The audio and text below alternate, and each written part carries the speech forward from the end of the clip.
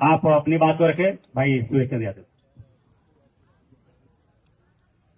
जी। बहुत बहुत धन्यवाद। और राष्ट्रीय उदय पार्टी के माननीय राष्ट्रीय अध्यक्ष जी और तमाम यहाँ संगठनों के लीडर बैठे हुए हैं। इस मंच से मैं बहुत वाकिफ तो नहीं हूं। आज कल अचानक राष्ट्रीय अध्यक्ष जी से मेरी दारू सभा पे मुलाकात हुई और वहां पे चर्चा हो गई कि कार्यक्रम है इको गार्डन में। अगर ये जानकारी पहले से रही होती साथियों तो तैयारी हुई होती ऐसा कि कम से कम आधा ग्राउंड आज ड्राइवरों का भी समर्थन होता। यहाँ पर आधा ग्राउंड आज यहाँ पे फुल होता। मैं बहुत सारी बातें नहीं करता हूं। सिर्फ इस देश के अंदर 3 चीज की लड़ाई है। एक तो देश अपराध मुक्त हो जो कि अपराधियों से भरा हुआ है। दूसरा, ये देश भ्रष्टाचारियों से मुक्त हो जो भ्रष्टाचार से भरा हुआ है।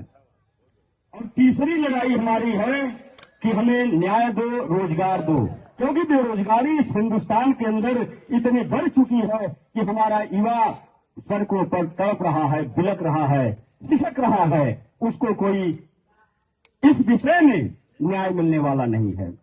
सरकार के सामने प्रदर्शन करो, धरना दो, कागजों के माध्यम से सुनवाई होती है, लेकिन वो सुनवाई सिर्फ कागजों में ही तब्दील हो जा रही है। उसके विषय में कोई चर्चा या कोई उसके ऊपर विचार नहीं किया जा रहा है। साथियों, याद है 30 अक्टूबर अभी पहले बीता है।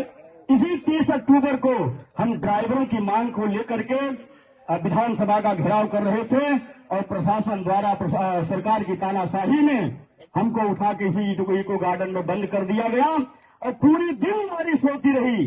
पूरा देश जानता है कि 30 अक्टूबर को उत्तर प्रदेश में बारिश हो रही थी और हम उस बारिश में भीगते रहे, लेकिन अपने साथियों का हौसला बढ़ाते रहे।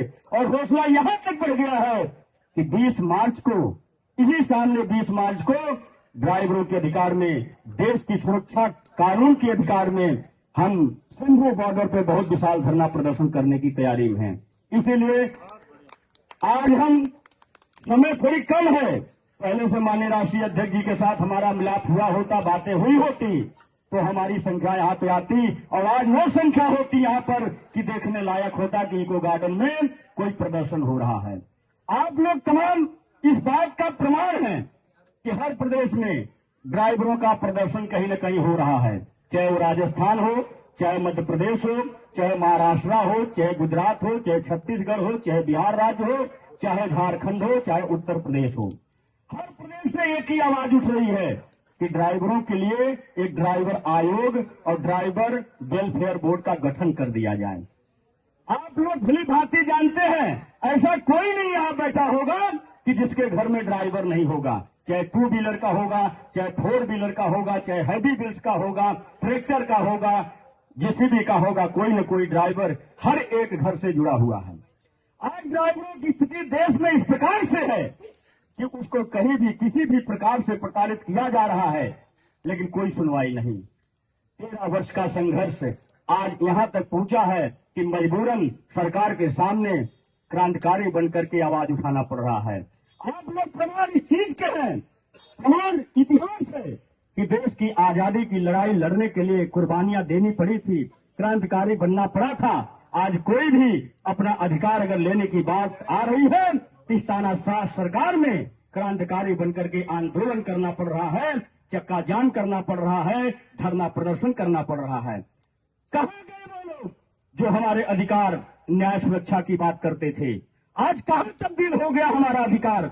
जब हम अपने सुरक्षा की बात करते हैं तो लोग जातिवादी मुद्दा उठाते हैं, हिंदू मुस्लिम की बात करते हैं, धर्म मजहब की बात करते हैं। जब रोजगारी की बात करो, अपने न्याय सुरक्षा की बात करो, अपने स्वाभिमान की बात करो, तो कोई हमारी बातों पर विचार नहीं करता है। सिर्फ अगर कोई बात है तो हिंदू मुस्लिम की बात आएगी, मंदिर मस्जिद की बात आएगी, धर्म जाति की बात आएगी, लेकिन कभी मानव अधिकार के पर विचार करना हुआ तो कभी कोई बात नहीं हुई। लेकिन आज हम बार बार हर मंचों से ही सरकार के सामने बात रखते हैं कि तानाशाही काफी दिन तक नहीं रहती है।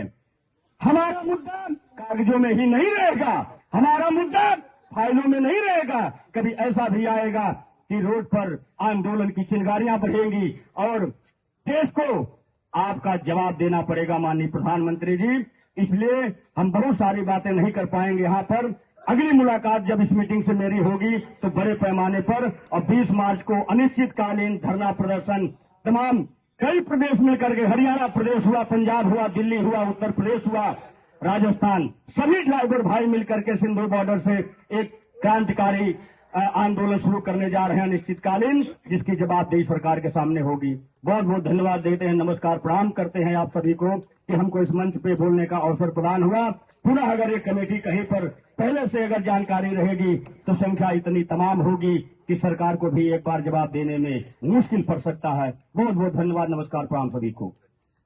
बहुत बढ़िया, बहुत बहुत धन्यवाद अध्यक्ष जी। अब अपने इस आंदोलन को प्रति जो आपका यूनियन है इसकी दिशा दिल्ली की तरफ करिए। जल्द ही रामेश्वर ठाकुर जी दिल्ली में मौका देंगे आप सभी को अपनी ताकत दिखाने के लिए। और मैं आमंत्रित करता हूं सोनभद्र से